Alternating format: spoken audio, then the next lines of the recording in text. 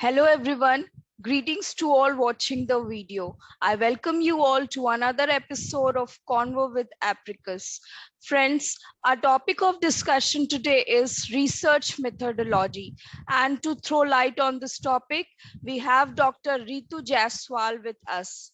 Dr. Jaiswal is Assistant Professor in the Department of Philosophy, University of Delhi in New Delhi, India. She has vast experience in teaching and research and also many publications to her credit. She is also our honorary member of editorial board in Indian Journal of Ethics, Logic and Philosophy. Welcome, ma'am. Welcome to Convo with Apricus. We will start the discussion now. Ma'am, please enlighten the audience what is meant by research. What is the importance of research in social science and humanities? Okay. Thank you, first of all, for holding this interaction. And since all of us are working, since I'm from the philosophy department in the field of philosophy, it really troubles lots of students and other researchers that how do they do their research? How do they initiate it?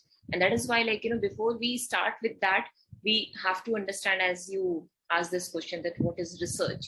So generally, research has been associated with the science and technology and something like that, where you have to observe something and then experiment and then come up with some kind of solution.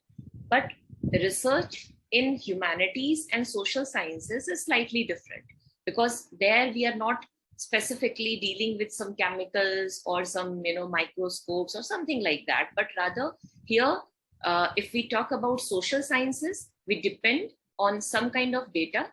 But in the field of humanities, largely we don't have to depend on data, but to focus on the concepts and conceptualization of various issues. So when we talk about what is research in the field of humanities and social sciences, then it becomes really very important to understand that it's not that we always have to come up with something which is entirely unique in the sense science students or science researchers do. Okay, so it might be that we are establishing or trying to find out something unknown from whatever we know. Okay, so it could be in the direction from known to unknown, or we could also reinterpret and rediscover something which we already know. So it can entirely change the way we look at the world, the way we conceptualize anything. So it's not always about trying to evolve some new theory, okay, but it can also give us some scope for reconceptualizing the already established theories. So that is something which we need to understand when we are initiating any kind of research. And specifically in humanities, and since I'm from the field of philosophy, I guess this is really very important, that how do we think that anything could be new, not only the new things, introducing new things, but rather the reinterpretation of the same old thing can also contribute in the realm of research. Thank you, ma'am. Ma'am, how does a researcher identifies a research problem?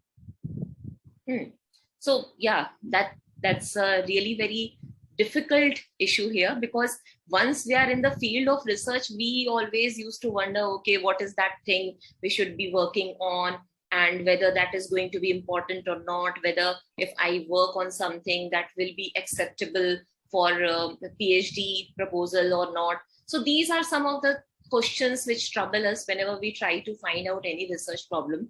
So I guess, the first thing could be that either we have to think that whatever is happening around us, something is there which is troubling us, and that is why we want to work on that concept. Okay, let's say that since gender studies is my specialization, and also I work in the field of social and political philosophy. So there it happens that I used to wonder, how the state is working, and if the state is not working properly, or if any social rule or any kind of like, gendered structure is troubling me, which is happening, with me or around me, then I might think of working on that particular issue.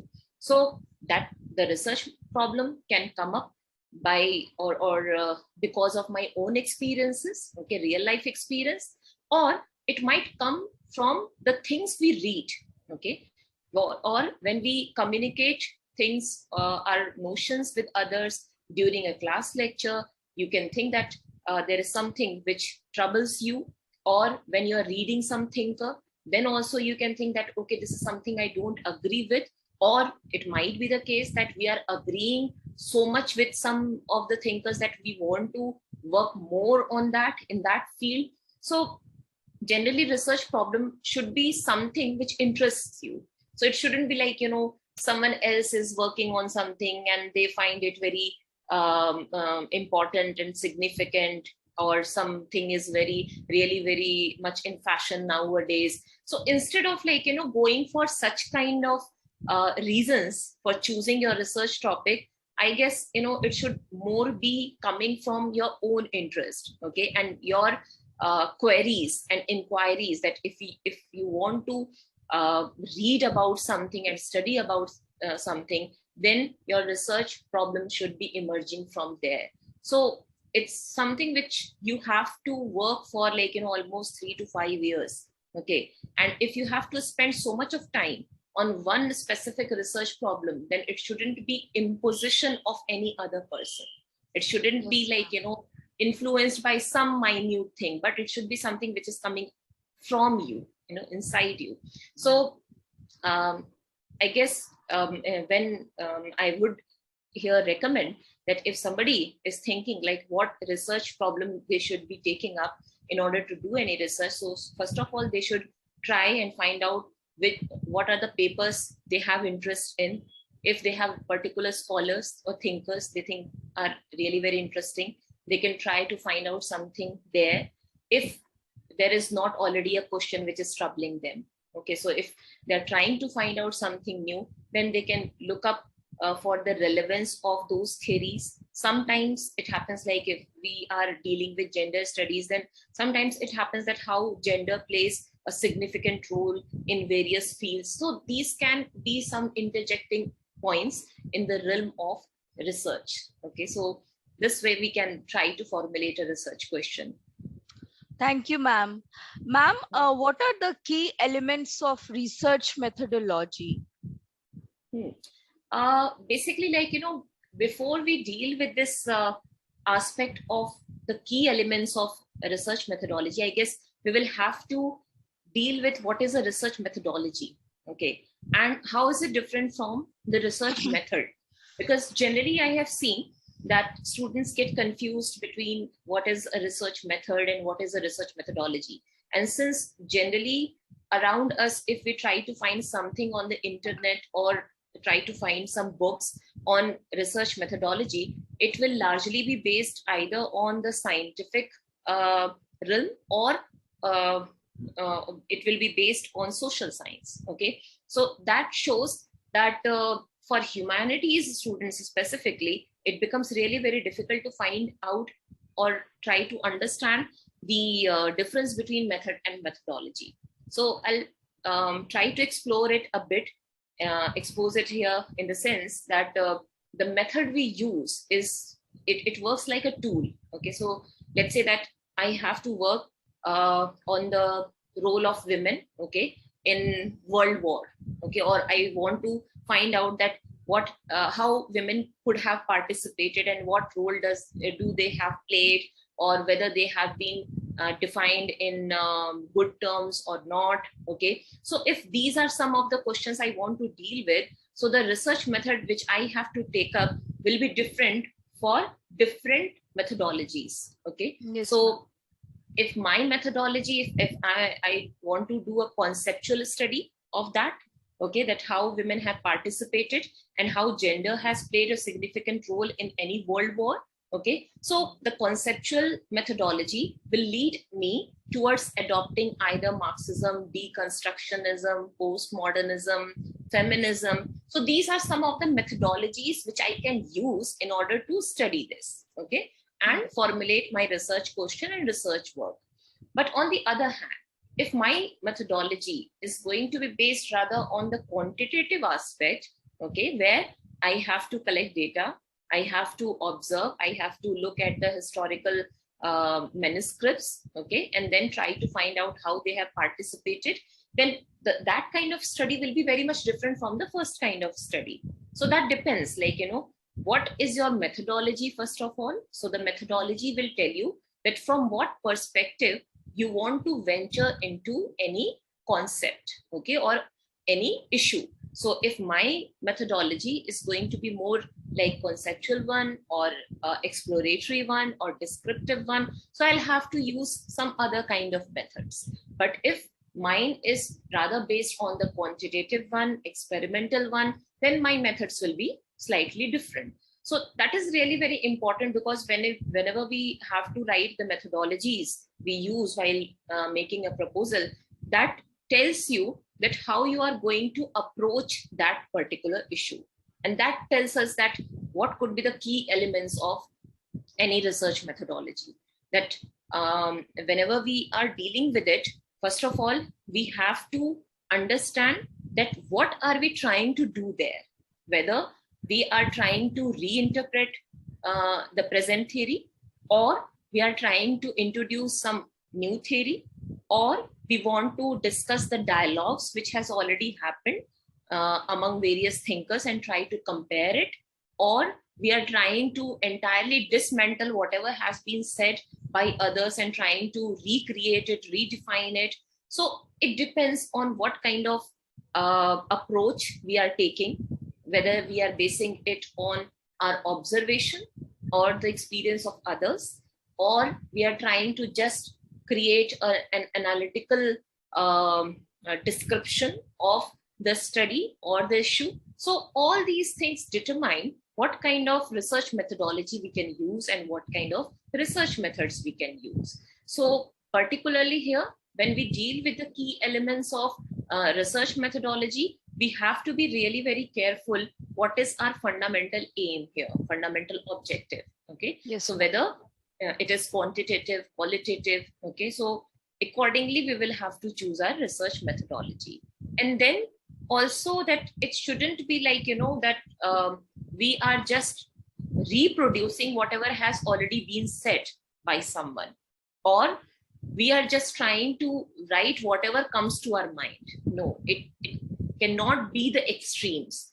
It has to be somewhere in between, where we are also trying to read whatever the others have said already on the issue, and at the same time we are trying to produce our own thinking, our own views on the same issue. So it has to be the amalgamation of both. It cannot be only my point of view, or it cannot be just a simple narration of whatever has already been said. So basically, whatever we do, it has to be supported with arguments or some other kind of observations or data. So the first thing is that, first of all, we have to be very careful that with what approach we are doing any research. And the second thing is that we have to have some resources, authentic resources at our hand. And then when we have those authentic resources, we have to do the literature review. Okay, so literature review means that whatever comes to our path, it's like, whatever comes to our way, we have to read that, but we have to dig in a bit more in order to find out who else has talked about the same issue and in what manner. So the more comprehensive your literature review is, the more comprehensive your understanding of the issue would be. So it's really very important in research methodology that we do a proper literature review. And generally, I have seen that the students are not that interested, or they hardly deal in depth with literature review. And that is why most of the time they are not aware that whether a particular study has already been done by someone or not. So in order to clarify that kind of doubt, we need to think, first of all, that what is the issue and then try to read all possible sources which come to your way, try to find out with what approaches those issues have already been dealt with. So the third key element is the literature. Okay, and other than that, then there comes the reading and analysis of study of the resources you have. So sometimes we can present a description of whatever has already been said. Sometimes we can compare the point of views of two or more than two thinkers. Sometimes we can try to find out the relevance of the views, okay, in our lives or in a particular situation. So that is something like, where we have to be very careful in the choice of methods we are going to adopt. So generally in philosophy, we try to adopt the method of description. So descriptive method could be used, analytical method could be used, conceptual method could be used, phenomenological method could be used. So these are some of the very important tools we use in order to do any research. So that is the fourth element, where you have to be very careful about what and how you are going to deal with your research topic. So the choice of methods becomes the fourth element. And then after that, once we have already decided that, okay, this is the method, these are the prominent methods we are going to use, then there comes the application part, where you have to actually use it in the description and analysis of the topic. So you have to prepare a proper structure that it will have introduction, then you will have to find out that what are the key chapters or key elements of that research work. So entire structure of the thesis or the research becomes important as the fifth element. Okay, and then the sixth element is that whether you are trying to come up with something new, whether you have a conclusion-based research where you are trying to conclude something, or you are trying to establish some cause and effect kind of relationship between your study and some conclusion you are going to derive, or some other kind of thing. So it might be, as I said, it's not only confined to one kind of solution-based research that you have to provide solution to some problem. Sometimes even describing a problem from a different perspective can be a really very important thing for a research. So that is depending on how you are concluding your research work. So that contains the sixth and very important element of research methodology, that what do you want to do with that research? Okay, whether you want to conclude something with causal effect, or you want to take any decision, or you want to resolve any issue, okay, or you are just trying to reformulate the already structured theory, reinterpret the already structured theory. Okay, so these are some of the key elements of research methodology. Thank you, ma'am. Thank you for such a detailed explanation. Ma'am, please enlighten the audience. What are the different types of research methodology? So generally, in a very wide manner, we divide research methodology into two segments, which is quantitative and qualitative. Okay, but other than that, there are a list of different types of research methodologies, and that might include analytical research methodology, analytical one, conceptual one, experimental one, and then empirical one, then qualitative and quantitative, and then it could be more like where we have to establish some theory. Okay, so it could be a constructionism. Okay, so these are some of the times, and the list of the types of research methodologies are methodology is available on internet websites, and whoever is interested, they can go through, like, the list has been provided on various platforms. But the important thing to understand here is that we have to make a distinction between what we are trying to do, and on the basis of that objective, we have to pick and choose what kind of research methodology we are going to need. So basically, if it is something like, sometimes it could be just a conceptual study of something, sometimes it will be the applied one. So whether this is applied or conceptual, sometimes it could be quantitative, sometimes it could be qualitative, sometimes it could be empirical, sometimes it could be experimental. So, but it's not like, there is a hard and fast rule that we have to either choose this one or that one. It could be the combination of both. It could be a mix and match kind of thing. So that depends on what kind of research topic you have chosen and what is your approach for taking up that research issue. Thank you, ma'am. Ma'am, how does a researcher structure and conducts research methodology for a research?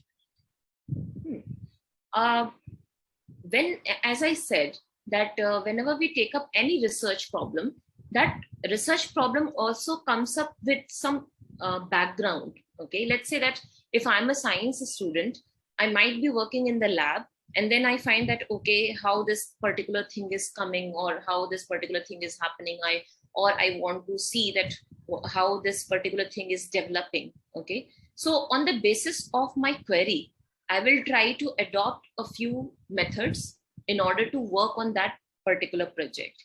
Likewise, for a social science student, it could be that they are concerned about whatever is happening around them, okay, with society, with economics, with history, okay. And then on the basis of that understanding, we are trying to either come up with some solution to a problem, or we are trying to analyze how different thinkers have tried to deal with a particular issue.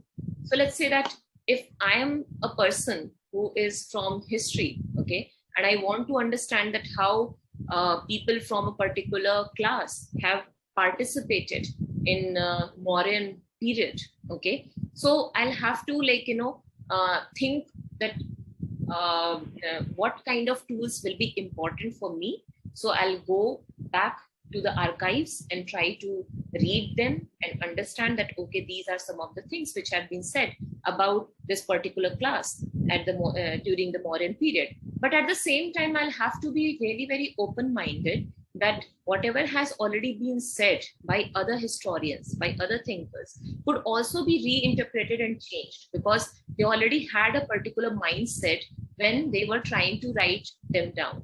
So I might deal with the same kind of problem with a different approach, and I might completely and entirely differ from whatever has already been said. So the structure of my research methodology will also depend on my own personal beliefs and perceptions. How do I look at others? Okay, or how do I look at my own self? How do I look around me? So my own perception and my own situatedness affects the kind of research structure we create. Okay, because sometimes I don't know whether you have faced such kind of thing or not, but generally we have seen that people from a particular segment try to do research on their identities. So it's like, I'm not trying to generalize here something, but it happens that if you belong, let's say that if I belong to a particular community, I would like to know more about that community. I would like to, because I'm facing some of the problems which are there specific to that community. So that is why, on the basis of, let's say that if I belong to a particular, I belong to Hindu religion, okay, and then I think that, okay, in Hinduism, how women are placed, okay, so that is something because that is very near to my life, okay, and I'm a Hindu woman and I'm facing those problems every day. That is why I'm interested in knowing how women have been participating and doing things in Hindu religion earlier, and okay, and how things could be changed. So the structure of my research methodology will be based or will be influenced by the way I perceive things, by the way I'm situated somewhere, and also my surrounding. So if I have got a particular kind of education, then my research methodology will also be affected by that kind of surrounding. So I guess these are some of the things which affect the way we structure our research methodology. And I'm primarily trying to focus this entire discussion on humanities because I'm from humanities, and in philosophy generally this problem occurs that students think that in philosophy, if our research is not based on observation, it is not based on experimentation, then what kind of new research are we doing? Okay, so this question always troubles them, that how do we justify our research, whether it is philosophical or not, whether it is relevant or not.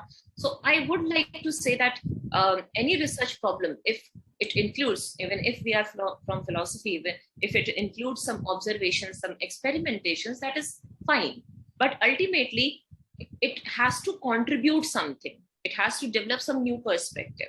It has to come up with some theory or reanalysis or reinterpretation of the already established theory. So the change of perspective, change of perception about what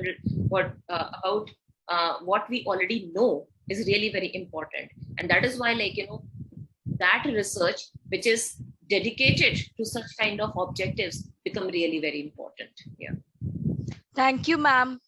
Ma'am, how do a researcher determines which methodology to be used during a research?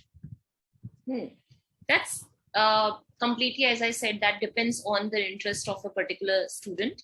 But at least in order to identify that, one must be aware of the available research methodologies. Okay, so specifically, once again, if we deal with humanities, okay, so there can be so many different methodologies, and once you are aware of them, then you can identify that, okay, whether this research methodology suits my study or not.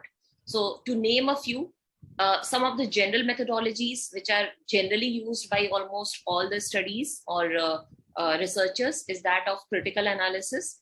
So critical analysis is generally we do because we have to write or present the views of other thinkers. And critical analysis doesn't mean that we have to criticize the thinker. Critical analysis means that we have to engage with the views of the thinker in such a way that we can try to find out whether whatever the thinker is saying is consistent or not, whether it is relevant or not, or whether whatever has been said is logical sometimes or not, or it is affected by, or sometimes it might be biased. Okay, so these are some of the point of views which we try to think about whenever we do the critical analysis. On the other hand, analytical approach is something which we generally use whenever we do any kind of research. So analytical means that we have to do analysis of any theory, of any word sometimes, or any concept. So analytical method could be used in that way. Sometimes the other important and significant research methodology is phenomenology, where we are affected by our surrounding and we are trying to position a particular problem in our real life experiences. Okay, so it's like, even if we want to find out that what would have been the status of women in World War, or how particular class would have has contributed in modern empire, so that is also coming from our present day experience with that particular class or with that particular gender. Okay, and that is why we are wondering about that, and that is why it is affecting the way I think today. So a research problem cannot be something redundant which doesn't have any significance in today's world. So it has to have some connection with whatever is happening around us, or at least it has some contribution in the way we think about things. So that is why phenomenological method becomes really very important. So generally these are some of the descriptive method could also be used, but generally in philosophy we do not admire using too much of description, because mere description of anything doesn't fulfill your aim, okay, or objective, because after the description you have to come up with something unique, okay, or something which is new. So these are some of the research methodologies which could be used by any student to start with, and then after that you have to be a bit specific, that okay, after reading and analyzing the already written part of any issue, what are you going to do? So sometimes my approach could be a feminist one, okay, because I want to look at the participation or contribution of gender in any discussion.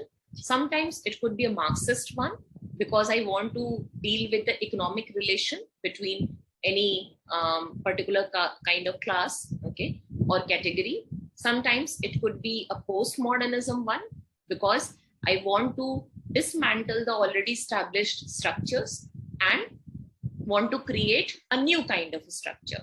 So it might be the case that a sort of truth has already been established. But we don't want to believe in that. For example, that it has been said that for a family, for the notion of family, it is important that a man and a woman has to be involved. But right now, because of so many academic discussions and discussions on other platforms too, we have come up with this notion that a family might include people from the same gender. Okay. So it is happening because we are trying to challenge the already established theories. So postmodernism can also go beyond whatever has already been established.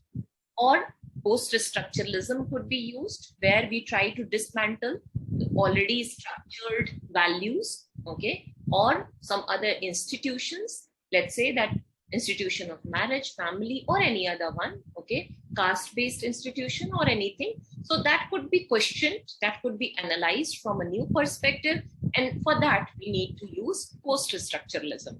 Okay, sometimes we want to just change the meaning of the use of any word. So it has been the case that till now we have been thinking that human beings, like, all animals are animals and all human beings are human beings. So there is a difference between animals and human beings. But now we know that there are so many animals who are, even though they are not human beings, but they cannot be categorized with the other animals who are not near, who do not have near human being kind of experience. So we cannot say that all human beings are rational and all animals are not rational.